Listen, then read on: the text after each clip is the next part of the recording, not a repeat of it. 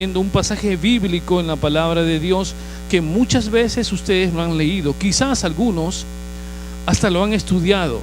Sin embargo, la importancia de este pasaje bíblico que se encuentra en Salmos. Quiero que en esta noche vayamos a nuestra Biblia. Vamos a aprender muchas cosas, pero hay un punto importante. El tener nuestra Biblia, literalmente tenerla en nuestras manos, es importante para poder conocerla. Esta noche quiero que abran sus Biblias en el libro de Salmos. El que habla va a leerlo en la versión Reina Valera de 1960, es la más común. Voy a leerlo completamente. Vamos a leerlo antifonal. Antifonal significa que leo el primer versículo y ustedes leen el segundo versículo, leo el segundo versículo y ustedes leen el tercer versículo. Y nos ponemos de pie en reverencia a nuestro Señor para leer el pasaje y luego dar la exposición de esta noche. Vamos a leer la palabra de Dios en el nombre del Padre, del Hijo y con el poder del Espíritu Santo que habita en nuestros corazones. Dice la palabra en el versículo 1, ustedes leen el versículo 2 y así finalizamos. Bienaventurado el varón que no anduvo en consejo de malos, ni estuvo en camino de pecadores, ni en silla de escarnecedores se ha sentado.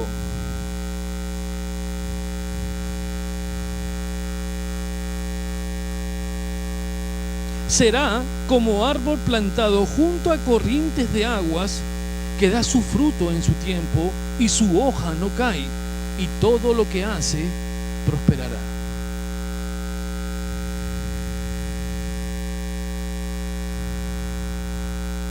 Por tanto, no se levantarán los malos en el juicio, ni los pecadores en la congregación de los justos. ¿Todos juntos? Porque Jehová conoce el camino de los justos, mas la senda de los malos perecerá. Amado Señor, venimos ante tu presencia. Ya desde que empezamos este servicio, tú estás siempre con nosotros. Señor, dirige el conocimiento de esta exposición, Señor, que hay mucha información espiritual para nuestras vidas. Que no solamente sea una exposición de la palabra, sino que sea de aplicación día a día al conocimiento de la palabra de Dios. Gracias, amado Padre, en el nombre santo de tu Hijo Jesús. Amén. Tomemos asiento, hermanos. Para los que hemos leído el libro de Salmos o Salterio o un libro sapiensal, esos son los diferentes nombres que tiene el libro de Salmos. También se le dice salterios, porque estos salmos se cantaban sapiensales, se les menciona. ¿Por qué? Porque hay mucho conocimiento, hay mucha sabiduría. Sin embargo, la apertura, la obertura, la introducción a todos los libros o todos los capítulos de Salmos, que son 150, la llave para entenderla está en este capítulo 1 y 2. Si entendemos el principio de esta obertura, si esto fuera una filarmónica, es la introducción a tremenda música espiritual que va a recaer sobre nuestras almas. Y esta palabra es tan importante que a primera vista nos da la impresión que no puede ser entendida, porque de primer plano el Señor utiliza bienaventurado. ¿Por qué habla acerca de la bienaventuranza? Mire, esta puerta que apertura la entrada a Salmos, y en Salmos, para lo que hemos leído, sabemos que hay muchos problemas, hay caos, hay persecución, hay muerte y angustia, hay enfermedades.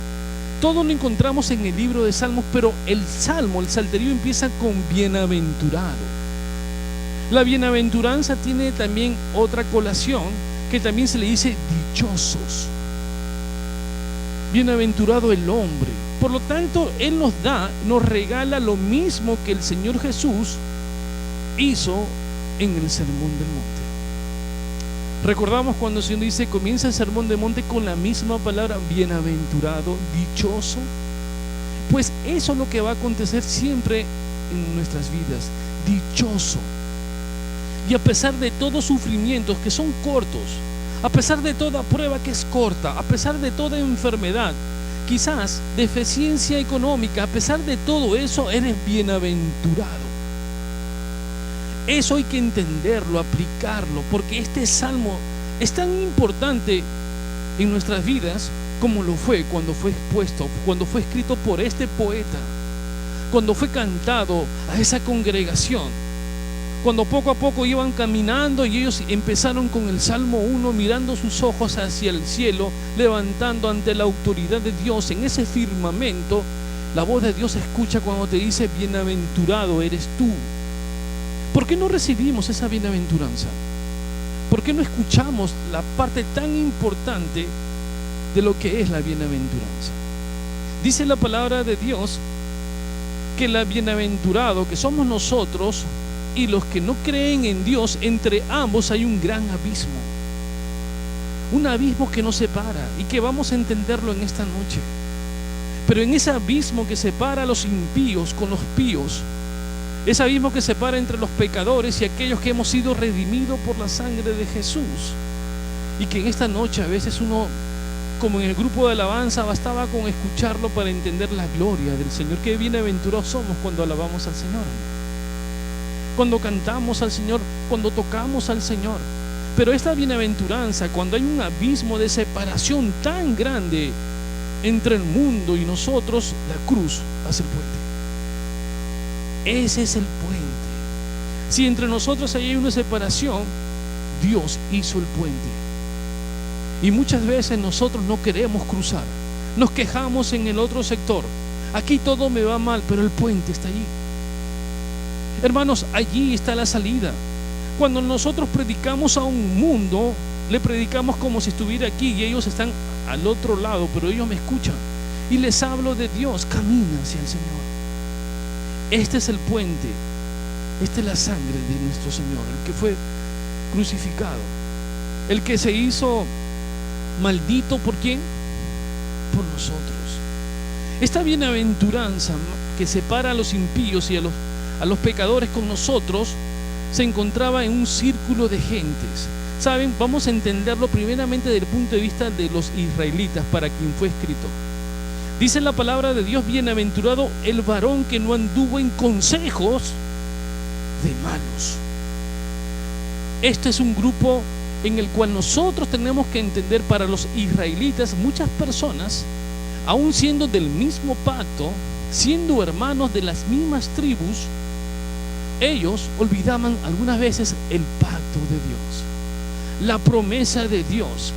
Y en vez, como dice la palabra de Dios, sigue el consejo, como dice el libro de Deuteronomio, el consejo que el Señor puso, sigue para que tus días sean prosperados. Aún los propios israelitas a quien fue escrito, ellos no escuchaban el consejo de Dios, escuchaban el consejo de otras personas, de otros grupos. Por lo tanto, estos dos grupos, cada uno tiene su propio consejero. Y el consejero de nuestras vidas, el consejero de este pueblo, es Dios. Y más aún, dice la palabra que es la ley. Ahora, muchas de las personas dirán: pero la ley es algo frío. No es un código penal que le dicen: ¿dónde está este artículo donde me porté bien o me porté mal? ¿Cuál es la consecuencia al pecado que he cometido? No, no es una ley así. Es una ley que cuando usted la hace parte en su vida y la cumple en referencia con la sangre del Cordero en sus vidas, usted va a prosperar. Mire, 3 veces en el libro de Salmos menciona que no anduvo en consejo de malos, ni estuvo en camino de pecadores, ni en silla. 3 veces te menciona que no estuvo ni en caminos ni en silla. Por lo tanto, esa repetición asevera el entendimiento de aquellas personas que se han alejado del mundo pecador para no estar juntos a ellos. Eso no quiere decir que yo no me pueda juntar con un pecador, pero no puedo ser partícipe de su sistema de vida. Es diferente. No quiere decir que ahora hago acepción y que me separo porque me creo yo una persona muy espiritual. O sea, no visito a mi primo, mi hermano, porque ellos son impíos. No, no te dice eso. Lo que te dice es que tú mantén siempre la vista en Jesús y que tu carácter sea siempre el adecuado, pero no convivas ni participes en lo que ellos hacen. Hermanos, cuando la palabra de Dios le menciona que no estuvo en sillas de pecadores, La palabra silla no es que usted se siente y estuvo en una silla de pecadores. Sería raro, ¿no? Una silla de pecadores. No te sientes así, eso es una silla. No. Esto es una actitud. ¿Saben qué? Tiene mucha connotación en el punto de vista de nuestras propias experiencias.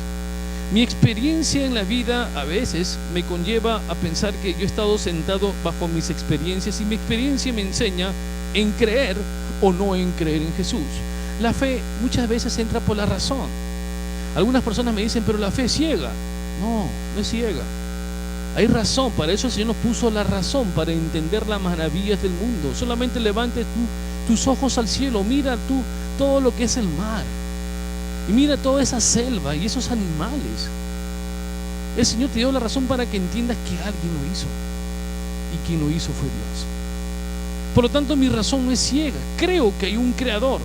Otros creen que lo hizo otra persona o se hizo por sí mismo. Eso no lo creemos. Por lo tanto, Él habla acerca, primeramente dice que no anduvo en consejos de malos. Hermanos, hay un pasaje en la Biblia muy importante cuando la madre de Acab le da consejos a su hijo y él comete tremendo error. Hay un rey Ocosías que sigue también los consejos malos y ambos consejos terminaron en la destrucción total de Acab y de toda su familia. ¿Entienden? Hay consejos de malos, pero su fin es de muerte. Claro que los malos te aconsejan o no. Aquí no le han aconsejado a usted de repente en su trabajo, hermano, ¿sabe una cosa? Tengo un problema con mi esposa y alguien le ha dicho, déjala. ¿Nunca le han dicho eso a usted? Nunca le han dicho, deja a tu esposa. Hay otras mujeres. Tu esposa ya está un poco viejita. Hay jóvenes. ¿Ese es consejo de malos o no? Hay otros que le dicen, mira, el trago te está destruyendo, pero esta noche voy contigo, te acompaño para juntos participar de lo mismo. Consejo de malos. ¿Sabes una cosa? De repente en el trabajo alguien te está ojeando, un desliz, y alguien te dice, no sé qué hacer, la chica de al lado me está fastidiando. Anda, la vida es corta, disfruta la vida. Consejo de malos. Pero cuando uno llega a la iglesia y escucha el consejo de los hermanos, vamos a orar. Confronte y usted acepte que su concupiscencia, el hombre, la bestia que está adentro, el Hol, quiere salir, la carne quiere salir y debe orar para cambiar. Los consejos que damos, los que nos damos y nos exhortamos, por eso la importancia de llegar a la iglesia para exhortación. No solamente llegamos a la iglesia para decir, oh hermano, qué bien, ¿cómo está? No, sino una persona llega y se siente a veces necesitada de que lo escuchen. ¿A quién no le gusta que lo escuchen? ¿A usted? ¿Le gusta que le escuchen o no? Cuando tiene un problema, ¿a dónde va? Muchas veces buscamos a personas equivocadas. Y entonces, usted está de repente caminando por un town y dice, no sé qué hacer, y, aunque es cristiano, y de repente una mano así, se lee la mano. Y dice, ¿será quizás? Señor, tú me has mandado acá para que entre a la cartomancia. Y equivocadamente cristianos entran y le leen la mano. Eso es abominación.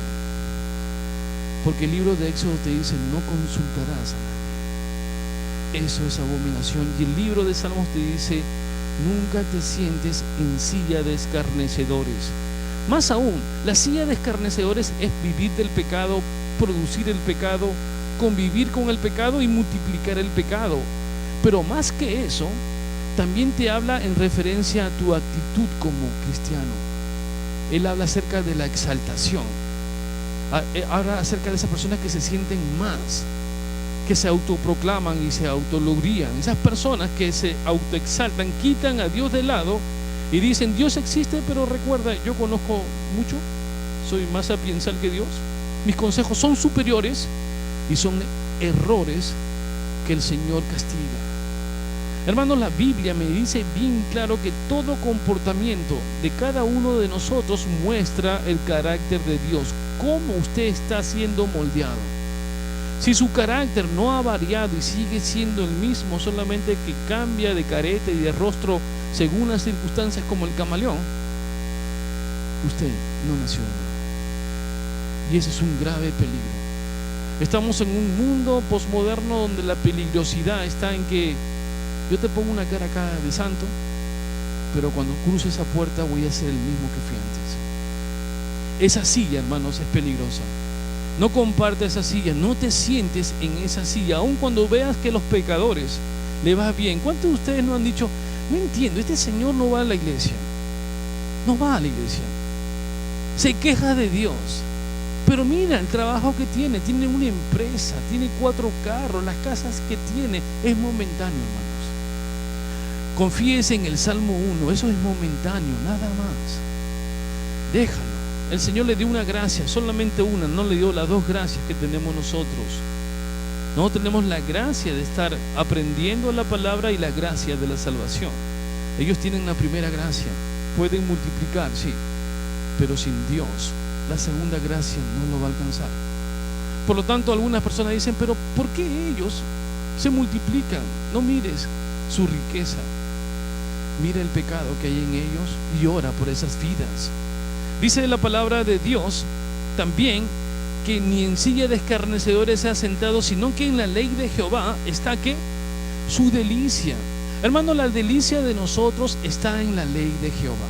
Es esto lo que tenemos que disfrutar: leer su palabra, saber lo que se conlleva, pronunciarla, musitarla, hablarla y repetirla y gozarse en su pronunciación cuando usted lee la palabra de Dios. No la lea tan rápido, así como diciendo 3 versículos y con eso me voy. No lo haga, porque el Señor no recibe alabanza ni gloria cuando usted lo hace así.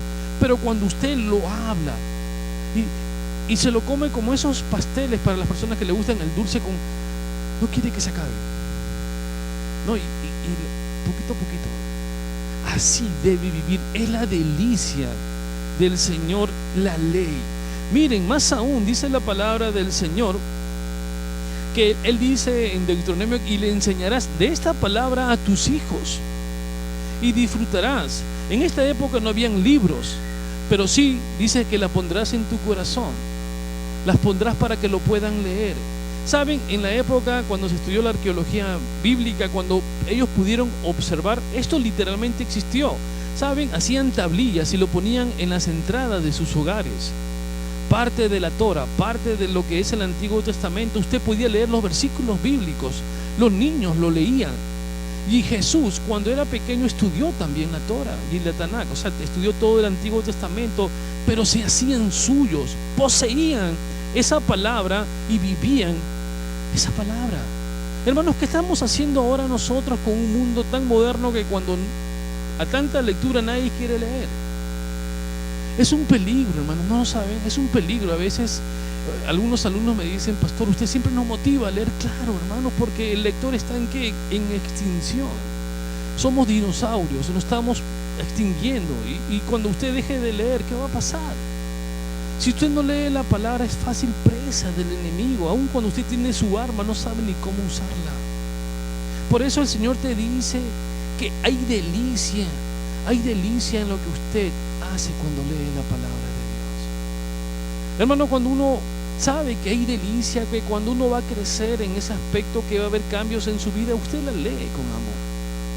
Pero no la aprenda solamente por historia, por concepto. Léala y vívala. Esta es una palabra viva, lista para leer y para vivirla y para enseñarla. Cuando personas me dicen: quiero un libro acerca del comentario, si no me salen las lágrimas es porque me abstengo, pero está pidiendo comida, y eso es importante. Aliméntalo, dale algo que pueda tomar. Eso es palabra viva y eficaz. Esto es lo que nosotros queremos, la guía divina. Este es un camino de ordenanzas. Hermanos, cuando uno va por un camino, tiene que saber la ruta, ¿no es cierto? ¿Alguna vez usted se ha perdido? ¿Y cómo nos quedamos? Es feo, hermano, es feo. Peor si se pierde allá por Pensilvania, ¿no? Y oscuro, y usted solamente escucha, ve unas vaquitas por ahí, un par de caballos. Estoy perdido. Señor, no sé qué hacer aquí en Pensilvania. Y encima me recuerdo que no había ni GPS. No sé, aquellos que ya somos viejos, no había GPS, y entonces no tenía la linterna para alumbrar el mapa. Y usted, como yo, de repente, que tenemos una vista de halcón, ¿qué dice allí? Pero la palabra de Dios es como es una ley y delicia, es un camino de ordenanza. Te ordena, te ayuda. No, por aquí no. Lo de acá tampoco. Mantente en el camino de ordenanza de Dios. Qué hermoso, qué hermoso. Cuando caminamos bajo esa ordenanza de Dios, yo me sujeto humildemente ante la palabra de Dios. Ahora hicimos una oración y recuerdo que en el grupo que estuvimos oramos por humildad. No para autoexaltarnos, sino por humildad.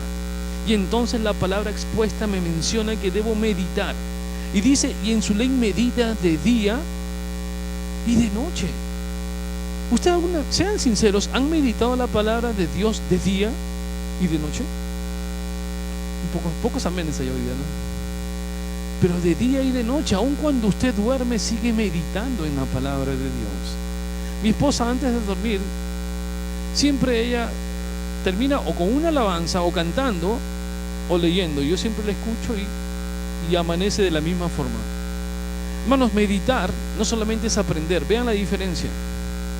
Puedo aprender un versículo bíblico, pero no lo puedo meditar a veces ni reflexionar. Puedo leer en el principio el Señor creó los cielos y la tierra. Eso se llama memoria. Pero medítalo. ¿Qué es el principio? ¿Por qué hubo un principio? Si hubo un principio, hay un fin. Dice que creó, entonces que no hubo nada creado. Medita. ¿Cómo lo hizo? Medita. Dios lo hizo con su palabra, meditación. Y usted comienza a navegar en la meditación.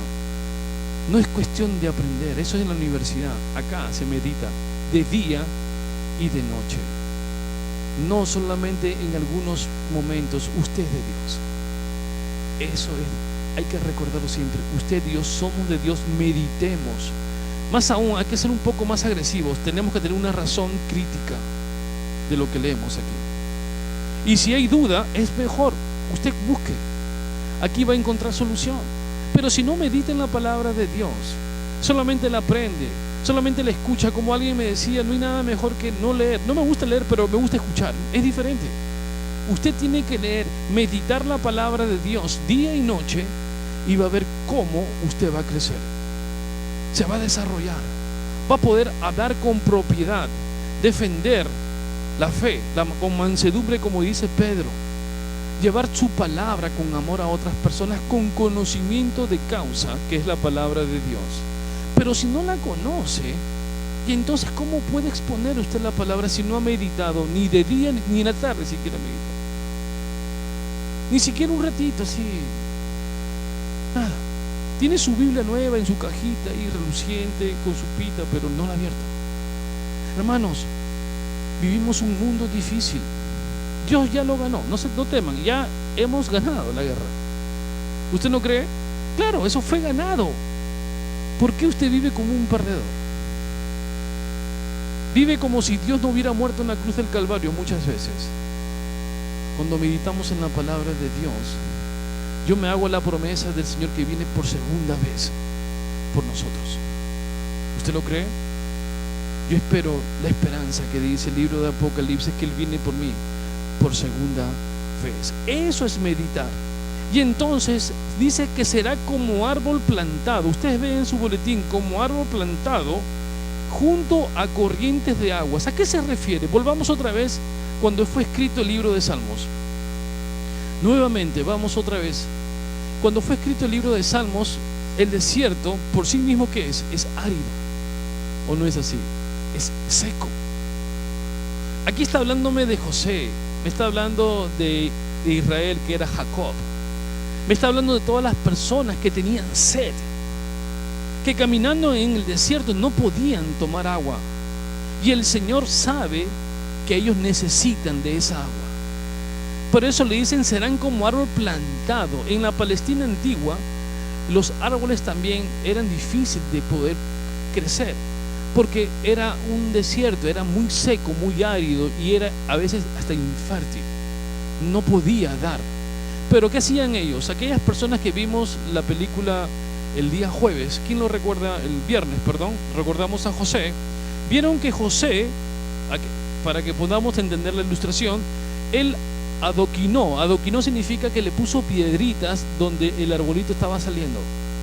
O sea, lo preparó, los palestinos, ¿qué estaban haciendo cuando ellos encontraban, aunque sea un poquito de riachuelo, producía ahí? Dicen, por aquí corre el agua, aunque no la veamos, está abajo. Entonces vamos a adoquinarlo, vamos a ponerles piedras para que ese árbol, como acá abajo hay agua, crezca y dé su fruto. Aun cuando el resto esté árido, eso da su fruto. ¿Dónde usted está plantado? ¿Por qué no da fruto a veces? ¿Dónde usted plantó su raíz? De repente en una tierra como, ¿cuál es? Dallas no. ¿Cuál es el sector donde hay mucho juego?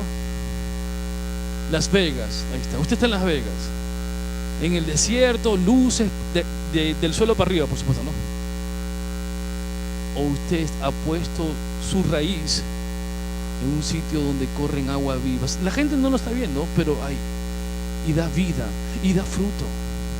Hermanos, a veces nosotros somos como árboles sin hojas, pero que al final va a pasar el invierno, y cuando venga la primavera, ¿qué va a pasar?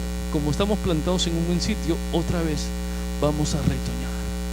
Esas hojas van a florecer porque estamos parados, como hemos cantado en la alabanza: hay una fuente en mí. Esa es la fuente, Jesús es la fuente. Y cuando estamos en esa fuente, damos frutos. Cuando estamos en esa fuente, hermanos, aun cuando parecemos secos porque las hojas se nos cayeron, si no nos movemos de ahí, daremos fruto a tiempo. Ellos cruzaron el desierto y ellos sí aprovecharon de esa fuente que encontraron. Dice el libro de Isaías que hay muchas personas que son profetas, entre comillas, que le quitan el alimento y el agua al pueblo. Le está quitando, le está robando la bendición, dándole algo falso. Una sana doctrina no, sino una mala doctrina. Entonces no están alimentados. Y entonces la oveja, la grey que está llegando, son ovejitas así medias tembeleques que se están cayendo porque no se alimentan. Pero mientras nosotros estemos plantados allí y recibamos aún la lluvia tardía, nosotros vamos a crecer en el Señor. Qué hermoso libro el de Salmos. Cuando me dices estarás plantado, o sea, no me moveré. El árbol no está que se mueve, yo quiero irme para el otro lado. No, yo estoy plantado aquí y este es mi sitio. Este es mi sitio, Señor. Y sé que van a correr ríos de agua viva para que dé fruto. Y vean lo que dice luego: que su fruto, que dice, en su tiempo, y su hoja no cae. Da su tiempo. ¿Qué pasa cuando algunas cosas son puestas en sitios donde no agarró, o sea, no brotó a tiempo? Dio su hoja pero no da fruto. ¿Por qué? Porque no ha enraizado, o sea, no hay raíz profunda. Pero esto dice que sí dará fruto. Y yo lo creo. Hermanos, si somos nuevos cristianos o somos ya viejos cristianos ya, con muchas guerras. Yo siempre he pensado que un cristiano es como un soldado, y siempre nos hablamos soldier, pero un soldado en guerra ya sabe por experiencia qué es lo que tiene que hacer y qué es lo que tiene que hacer. Él sabe que su mapa está aquí, que sabe las zonas de peligro, sabe las partes donde hay minas. Un soldado debe conocer el terreno del enemigo, debe indagar, conocerlo. Pero ¿qué pasa cuando uno no conoce? El cristiano debe conocer también. ¿Para qué? Para que cuando él esté pasando por esas dificultades que ya las pasó, les diga a otros: no vayas por ahí, hijo. Entonces, ¿le enseña usted a quién? A los nuevos cristianos. Le dicen: no, hijo, no hagas eso es incorrecto y es peligroso. Ya estuve ahí. Y entonces una persona habla con sensatez a un insensato. El sensato es que el que tuvo experiencia, y el insensato es aquel que no tiene experiencia. Eso es el significado.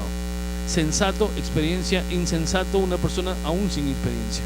Y nosotros tenemos que dar esa experiencia. Dice que da su fruto a su tiempo y su hoja no cae. Y todo lo que usted va a hacer va a prosperar. Hermanos, vean, en estos 3 versículos de los 150 capítulos de Salmos, el Señor motiva, da la puerta a un mundo con tantos problemas, pero dice que vas a prosperar. ¿Usted lo cree? Hermano, yo lo creo. Voy a prosperar en el tiempo de Dios, pero ahora yo me siento próspero en el Señor. ¿Saben? Y usted debe sentirse así. no alicaído, no cabizbajo. ¿De dónde vienes, hijo? De la iglesia. Estás muerto, hijo. ¿Cómo que tú vienes de un velorio? Vive en gozo. Sé gozoso, disfruta lo que el Señor te prosperó. Hermanos, uno es rico con lo que tiene, no con lo que va a tener. Ahora con lo que tengo soy feliz. Soy feliz. Si el Señor me prospera con más, está bien. Y si no me da, con lo que tengo, basta. Dice el Señor, bástate mi gracia, y con lo que tengo soy feliz. ¿Qué debo más? ¿Buscar otras cosas? No. Usted tiene un hogar, tiene a su esposa, a sus hijos, a su suegra.